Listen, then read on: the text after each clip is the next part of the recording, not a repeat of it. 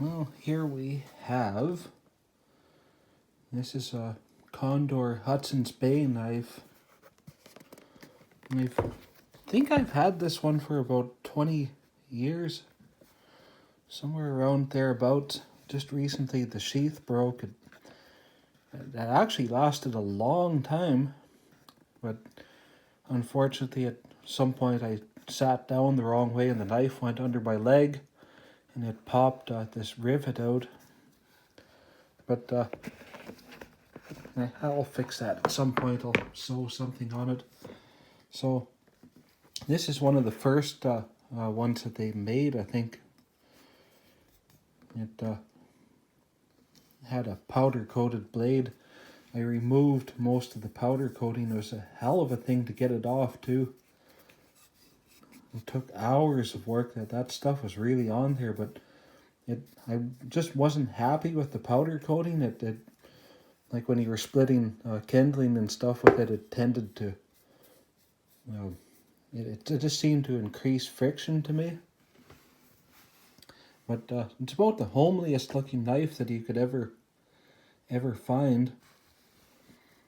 But it has been easily one of the best knives I've ever owned. You can see it's had a lot of use. There's a bit of pitting on there from being used. That's from the sweat from my hand as I'm splitting wood and stuff. There's a bit of pitting on the blade. It's carbon steel, so it does require some care. This will get wiped down with ballistol before it gets put away. The bit of rust and pitting on here happened after, I think it was when we were boating. Some salt water got on it and I didn't have anything with me to clean it. And unfortunately it got forgotten for a few days and got slight amount of pitting on it. Nothing too drastic. It gives it character in my opinion.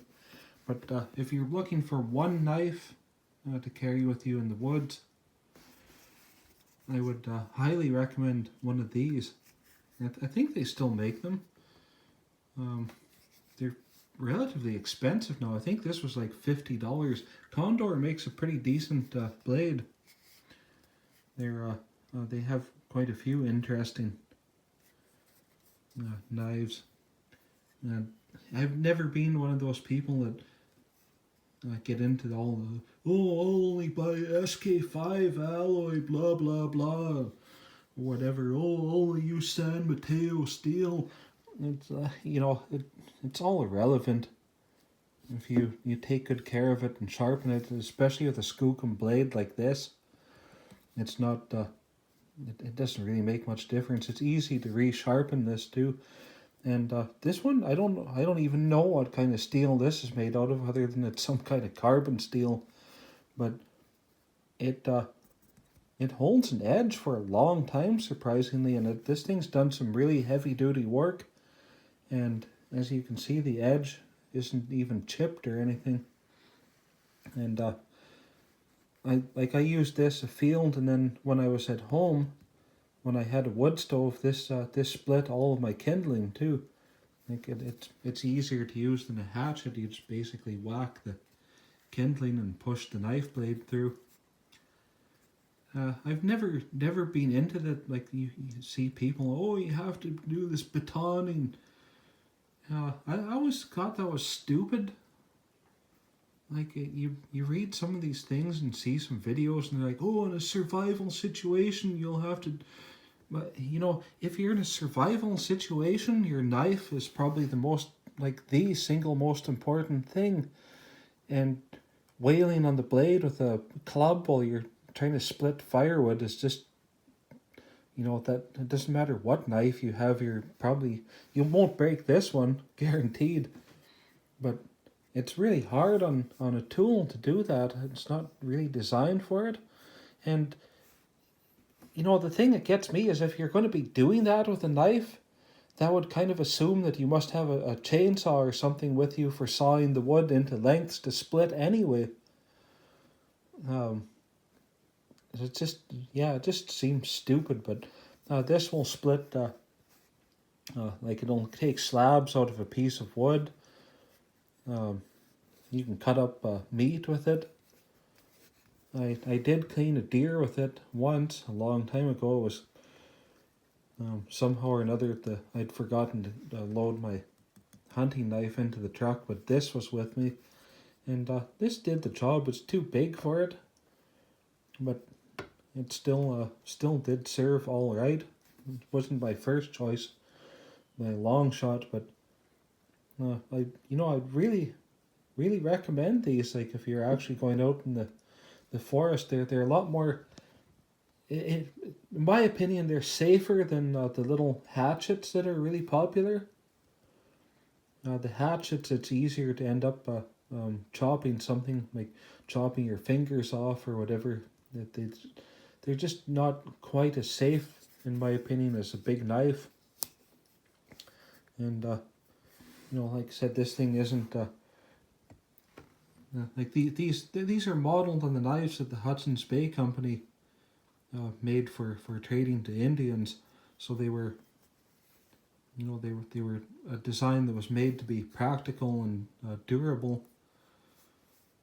And people say, "Oh yeah, so it's probably made to break," but a lot of the Hudson's Bay Company goods were of really good quality. I mean, when you were relying on a fur trade, you don't really want to give the people crappy goods that are going to break right away, because then they won't sell their furs to you anymore. So these were like the originals of these were actually a fairly decently made knife, and this isn't an exact replica of any of them, but it's generally similar to original Hudson's Bay knives. And the only thing that I would change with it, and one day I may get around to doing it, is drilling a hole through here and putting a copper liner in it, and then I can have a wrist lanyard. That's one thing I've always wondered why they didn't include in these. But like I said, I really didn't like that powder coat, and it was extremely difficult to remove. Like I tried everything. I tried chemicals and whatever, and eventually it came down to, what did I use now? Some kind of I think I used emery cloth to cut through most of it, and then I finished it with steel wool, and then I polished the blade afterward. But it turned out pretty well, I think, in the end. And yeah, the sheath was the only thing that I didn't. Sorry about that. The sheath was the only thing I didn't really like. I never really cared much for that goofy swivel. It like when you're moving around the bush, the thing would end up pivoting up, and then it retains the knife fairly well, or it did. I don't know if it still does, but I know you could. Yeah, you can turn it upside down; it won't fall out. But I probably will. At some point, I'll either sew or rivet on a fixed belt loop rather than the swivel thing. But yeah, it has served really well. Like I said, this thing's been. I've had this for at least 20 years. It was one of the first things that I ever bought for online a long time ago. Can't even remember where I got it, but it did impress me sufficiently that I bought a couple of more Condor blades since. And like I said, a knife has to be used for what it's designed for, and people are always knocking the Condor knives, saying because they don't use this kind of steel or that kind of steel or whatever, and they should do this and they should do that. But knife people tend to be, well, like you get into the ones that are steel snobs, and they like to brag about hardness numbers and that type of thing, but something like this is actually more practical than it's strong enough that it holds an edge, but it's still soft enough that it can be field sharpened. And a lot of these new knives, you basically need special tools to sharpen them. The steel is so hard that you can't really sharpen them in the field. But like I said, this one has served really well, and I took pretty good care of it. I oiled the sheath and everything quite frequently. It's got a few scars in it. Nothing really major. A few nicks and dents. Most of the time, one of the reasons why it's in such good shape is because of that goofy swivel thing. There were a lot of times I just didn't trust that, so I just stuck the knife into my pack instead. It was easier to do it that way than have the thing flailing around beside you. And then I just put it on once we got to where I was going. Anyway, well, I just wanted to share that with people. If anybody's looking for a good woods or survival knife or camp knife,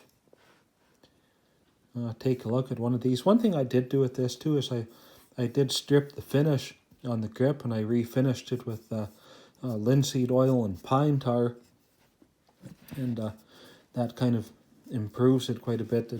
The pine tar has a unique feel to it. It's not sticky, but it kind of sticks to your hand. It's not slippery, and it doesn't cause blisters like a varnish does. It makes it really pleasant to use, and it's a big improvement. I think this was originally varnished, so I just removed the varnish and then soaked the handles in pine tar. It made quite an improvement in it. There's a little bit of rust on there, but you can see too. This is, this thing's virtually unbreakable. Look at the thickness of the spine, and you can see that this is a true full tang. Like the tang is the shape of the entire grip. So really sturdy piece. Anyhow, that's it for that there. If you need one of these knives, you can usually find them on eBay. And the price seems to go all over. Last time I looked was probably a couple of years ago, and I was thinking, it'd be kind of nice to have a spare, because when you find something good, it's, it comes a day at some point you lose it or whatever, then you want to replace it and you can't find them. And I couldn't believe it when I did find them. They were, I thought that, not sure now, I'd have to go look. I think I saved a screenshot of it somewhere, but I think they were going for like $200 or something. And this one, I can tell you, wasn't anywhere near that. And they also make a mini Hudson's Bay knife now too, which is essentially the exact copy of this, only it's must be about 2/3 of the size or something like that. That might be actually worthwhile looking into as well. Anyway, don't forget to like the video if you enjoyed it.